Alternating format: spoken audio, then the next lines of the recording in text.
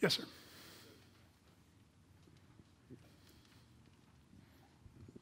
Ben Caber, Miami. Hi. Hi. Nice to see you, and you look marvelous, by the way. Thank you. Anyway, to expand on that, just curious, how important is an accurate delay code as far as auditing the operation? And I say that meaning I wonder how much emphasis is on properly delaying or coding a specific delay to identify the problem. And without doing so accurately, we're not really getting anywhere trying to identify these problems. Okay, can you give me an example of what you're concerned about? Well, like for example, what the pilot said on the email, Right.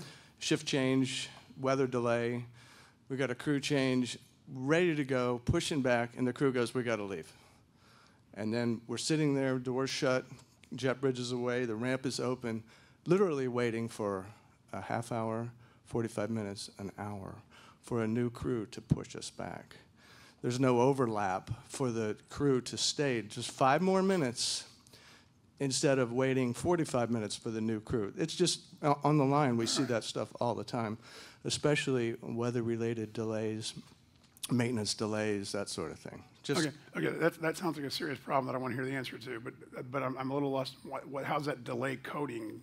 Well, I don't know. I wonder what the code was for this event, and if it's been audited to see if it was accurate to identify the problem. That's my point. Okay, great. Thank you. Yeah. Now I get it. All right, Joe again. And by the way, I didn't introduce Joe. Joe is our Senior Vice President in charge of all of our gateway airports and hubs.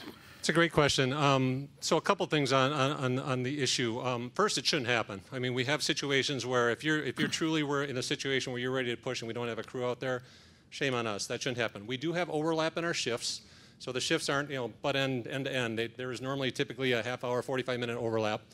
We have run into situations, and I don't know if this is the case that you're describing, where when we close the ramp due to storms, lightning, whatever, clearly we can't have our employees out there in that. So that does happen once in a while. We're all ready to go, and all of a sudden we have a ramp closure. But it's the issue of we have to stay ahead of this to make sure we're not having people walk away from the flight like you just described. And when you hear that and see that, please let us know, because that is not, we have the staff to do that. We have tools that we can hold people in position if we have to, and we need to do a better job of that, but it shouldn't happen. We do have overlap. We have shifts that are overlapped and should accommodate for that. And if we're on our A game staying ahead of it, we should be able to stay ahead of that. Yeah, so how would one let you know? Well, again, you have, call our control centers if you're in the hubs, call ops if you're in the stations, let us know that. We have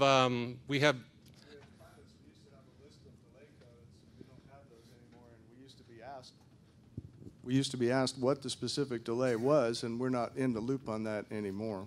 Okay, so delay codes are a little different, and I don't know from a pilot standpoint. We actually do the stations do most of the delay coding for the flights.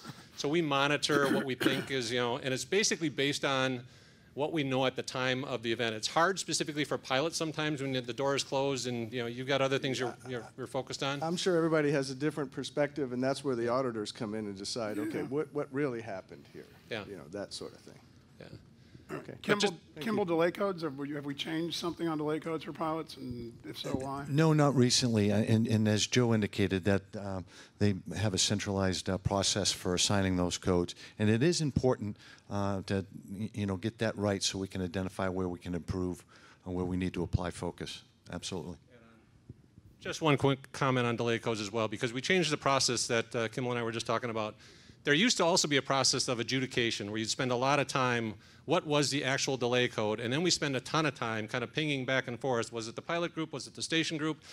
And frankly, we found that to be fairly unproductive, because I think some of these are very difficult. Typically, they're the shorter ones, like the less than 5 minutes, where you don't know, was it a jetway bag? Was there something going on in the cockpit? Was it something with the pilot? Was there ATC? And then you have to do a lot of research. So we actually, because we felt some of this was being divisive for our employee groups, that we're basically pitting each other against each other over a delay code. Our customers don't care. You just want to go on to your flight. So we stopped doing the adjudication to just allow our team to focus on the operation. We'll do the best code we can with what we have at that information, and then get out of this delay code adjudication process. Yeah, and look, anyway, and I doubt there's ever going to be a delay code that says there was a shift change and you didn't push me back.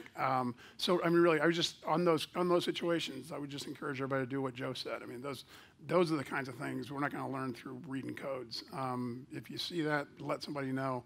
That shouldn't be happening because anyway, for all the reasons Joe said, we shouldn't load up an airplane and then not be able to push back because we had the change in the shifts. What else?